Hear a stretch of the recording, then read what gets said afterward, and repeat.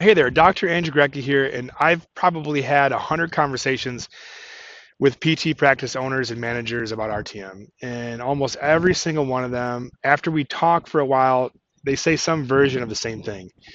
They'll say, honestly, I don't really know why I haven't done this yet, right? Because the reasons that they gave me at the start of the conversation, they don't hold up, right?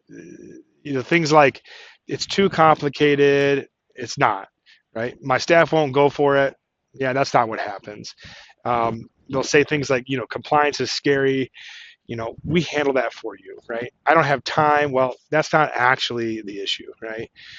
And so today, I really want to get honest about what's really going on when a PT practice owner or manager or director hears about RTM and then doesn't move forward, right? Because again, I see this all the time. It's been happening.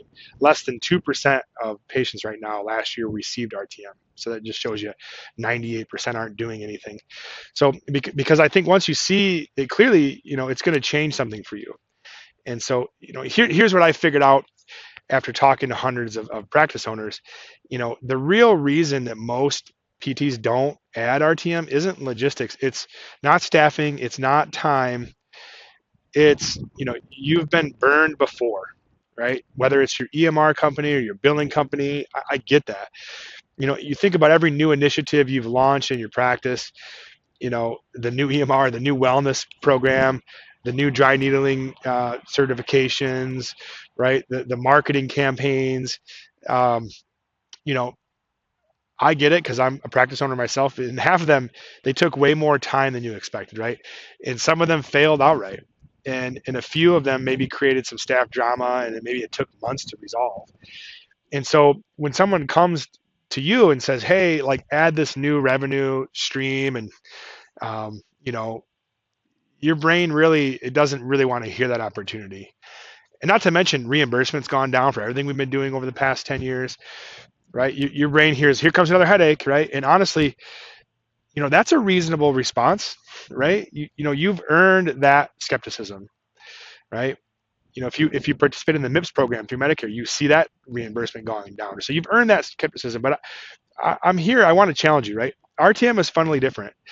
It's fundamentally different than every other add-on you've ever been pitched because, and I say that as a practice owner, I was skeptical myself, just as skeptical as you are, and I can tell you with confidence and honesty that, you know, I was exactly where you were 3 years, right? This was before we added RTM, right? So I heard about it. I'd seen the webinars. I'd gotten the vendor calls, and I had a list of reasons why I didn't move forward. I thought that it was going to be just another app that patients wouldn't use or that we wouldn't like as providers.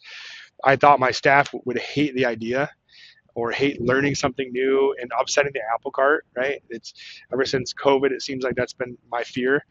I thought insurance would find a way not to pay, right?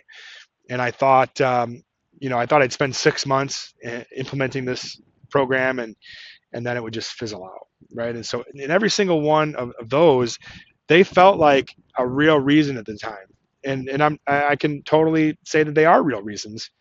But then I had to really be honest with myself, and I talked to another PT who had actually done this right, and not a vendor, not a salesperson, not a tech person who, not a PT who works for these big corporate companies, pretends like they're, what they're doing, right? But an actual practice owner like myself, and he really was honest. He said, you're protecting yourself from a problem that doesn't exist, right?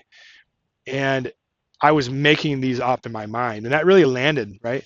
Because I hadn't done it and I didn't know, and I couldn't really disagree with that.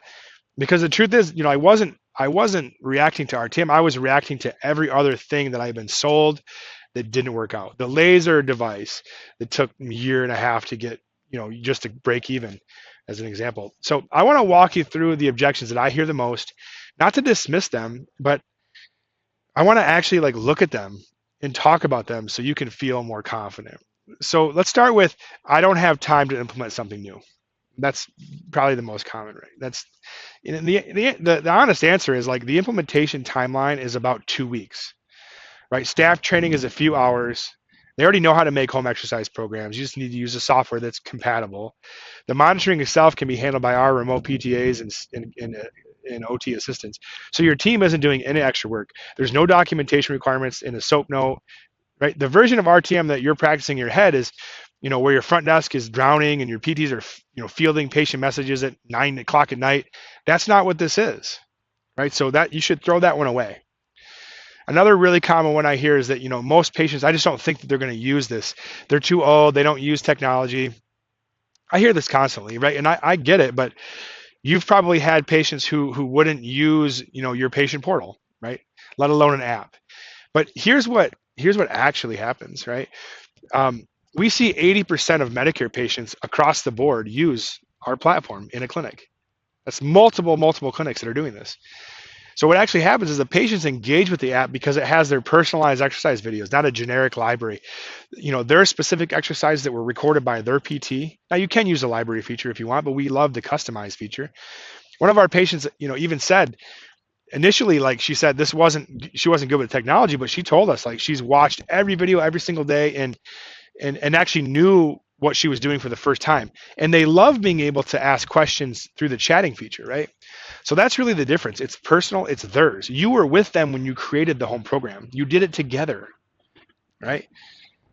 Another big one is insurance won't pay consistently. Or I've heard it's just not worth the time, right? And this is a big fear, right?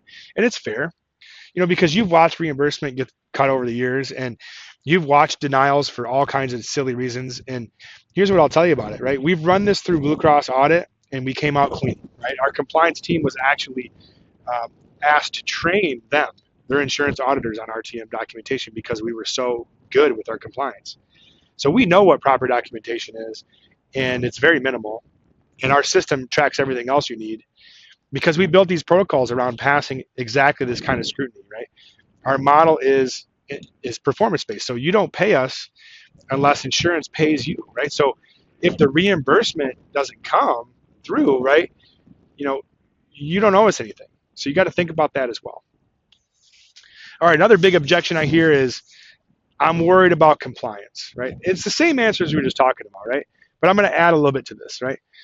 The practices that get in trouble with RTM are the ones who use a vendor who gave them the software that's cutting corners, or they added it on to like their already existing home continuing education company, or they were only a exercise platform and now they've added RTM, and they treat it as a billing add-on rather than like an actual patient care system.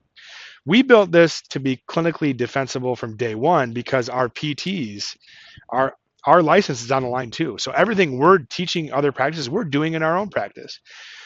So I'm not going to pretend like there's no risk in adding RTM, right? There is a learning curve.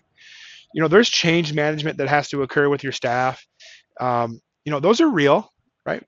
But I want you to think about, the cost of not moving forward, right?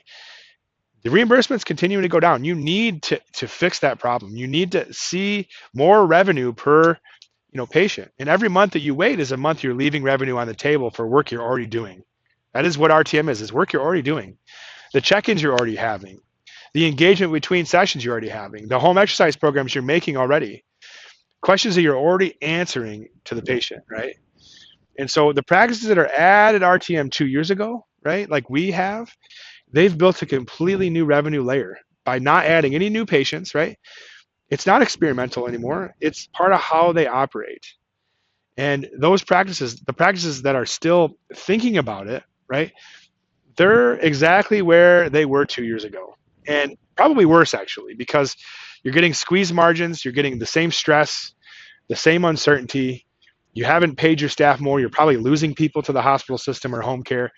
I'm not here to pressure you, but I'm here to be straight with you, right? The reasons you haven't done this yet probably isn't logistics. It's probably a story that you told yourself. It's a self-limiting belief.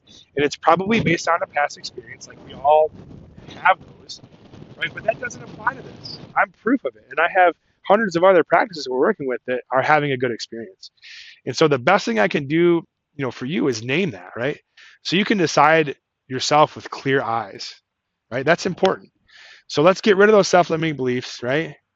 And if you've been on the fence about RTM, Or, if you've been maybe using the same objections to talk yourself out of it, I'd love to have a conversation with you, right? I'd love to have a real conversation, not a sales call, but a conversation, PT to PT, not corporate, vendor that has a cool software that they added onto their, Con Ed platform. Super easy. The link's in the description. It's 15 minutes. If it's not a fit, I'll tell you, right? Hope you enjoy watching this video as much as I enjoy making it. I'll see you next time.